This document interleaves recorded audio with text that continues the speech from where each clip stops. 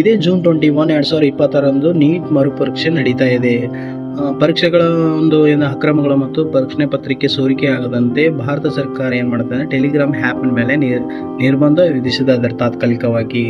ಆ ನಿರ್ಬಂಧ ಎಲ್ಲಿ ತನಕ ಇದೆ ಅಂದರೆ ಜೂನ್ 22, 2026 ತನಕ ಇದೆ. ಹಾಗೆ ಮೆಸೇಜ್ ಎಡಿಟಿಂಗ್ ಅಂತಿದೆ ಟೆಲಿಗ್ರಾಮ್ನಲ್ಲಿ, ಅದನ್ನು ಕೂಡ ಜೂನ್ 30 ತನಕ ಒಂದು ತಾತ್ಕಾಲಿಕವಾಗಿ ನಿರ್ಬಂಧ ವಿಧಿಸಲಾಗಿದೆ. ಭಾರತ ಸರ್ಕಾರ ಏನು ಆರೋಪ ಮಾಡ್ತಾ ಇದೆ ಅಂತಂದರೆ, ಈ ಪ್ರಶ್ನೆ ಪತ್ರಿಕೆಗಳು ಎಕ್ಸಾಮ್ ಮುಗಿದ ನಂತರ ಏನಂದರೆ ಹಳೆ ಮೆಸೇಜ್ ಇರ್ತಾವಲ್ಲ ಅದನ್ನು ಎಡಿಟ್ ಮಾಡಿ ಪ್ರಶ್ನೆ ಪತ್ರಿಕೆ ಸೋರಿಕೆಯಾಗಿದೆ ಅಂತ ಕೆಲವೊಂದು ಜನ ಬಿಂಬಿಸ್ತಾ ಇದ್ದಾರೆ ಅಂತ ಸರ್ಕಾರ ಒಂದು ಆರೋಪ ಮಾಡ್ತದೆ. ಆದರೆ ಇದೇ ಟೆಲಿಗ್ರಾಮ್ ಆ್ಯಪಿನ ಮುಖ್ಯಸ್ಥ CEO ಆಗಿರುವಂಥ ಪಾವೇಡರ್ ಅವರು ಹೇಳ್ತಾರೆ, 150 ಮಿಲಿಯನ್ ಅಂದರೆ ಬಳಕೆ ಮಾಡ್ತಿರುವಂಥ ಟೆಲಿಗ್ರಾಮ್ ಆ್ಯಪಿನ ಅವ್ರಿಗೆ ಸಾಮಾನ್ಯ ಬಳಕೆದಾರ ಮೇಲೆ ಶಿಕ್ಷೆ ಆಗ್ತಿದೆ ಹೊರತು ಸೋರಿಕೆ ಮಾಡಿದವರಿಗೆ ಆಗ್ತಾ ಇಲ್ಲ ಅಂತ ಅವರೊಂದು ಪ್ರತಿರೂಪವಾಗಿ ಆರೋಪ ಮಾಡ್ತಾ ಇದ್ದಾರೆ. ಇದರಿಂದ ಯಾವುದೇ ಪ್ರಯೋಜನ ಇಲ್ಲ.